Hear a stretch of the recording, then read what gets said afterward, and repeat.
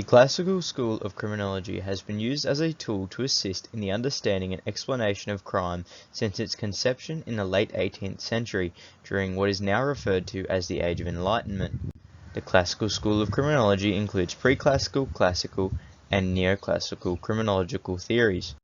Criminology was defined by Edwin Sutherland in 1947 as being the study of law-making, law-breaking, and law enforcing.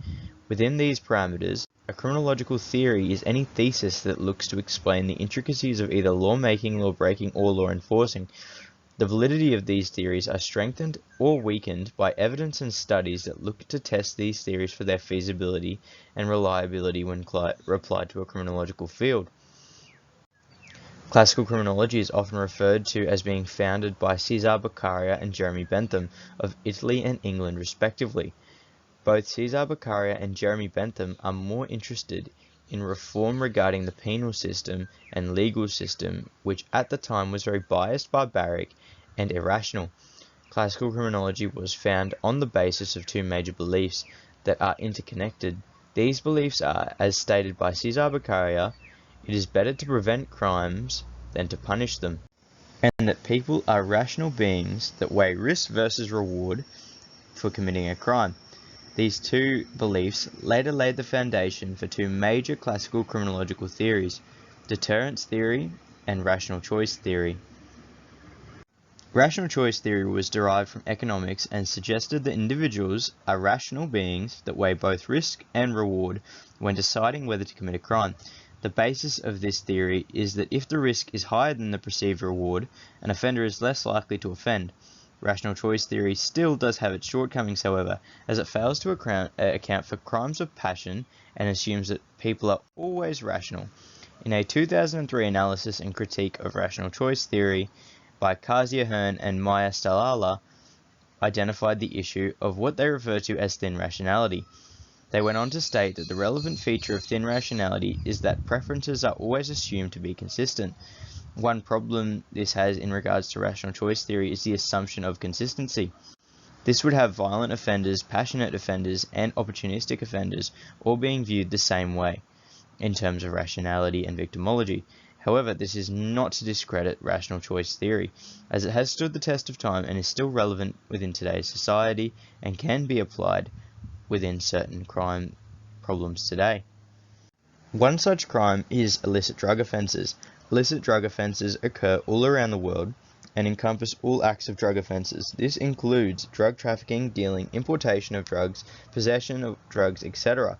However, primary focus of this analysis will be on the dealing and trafficking of drugs.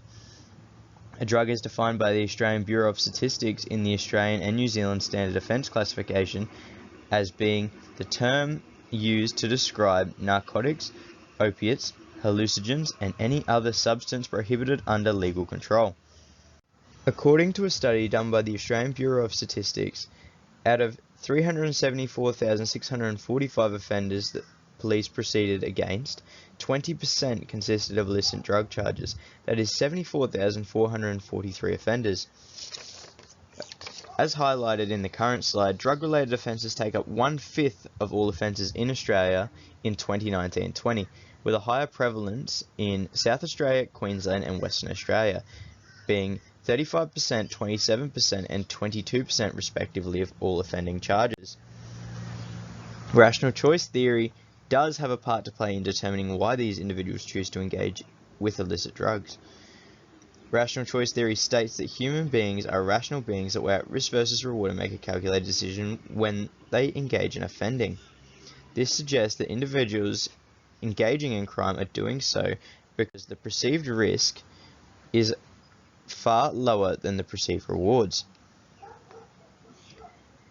The perceived rewards for drug dealing and trafficking are diverse and can range from status within a social group to monetary gain or even access to product. The risk, on the other hand, would be apprehension by police, in which the punishments vary within states, but all could include jail sentences, fines, criminal records, etc. Applying rational choice theory suggests if the risks began to outweigh the rewards, then offending would drop significantly. Rational choice theory does have its limitations, as it assumes that all individuals are rational. This can particularly be a problem when analysing drug trafficking and the individuals involved. Recreational drug use can be closely linked with partying and alcohol, which affects a person's rationality.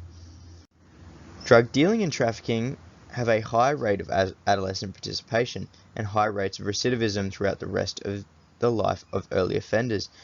One survey by the Australian Institute of Criminology found that within property offenders, regular users of drugs consumption of cannabis begins at 14.7 years old.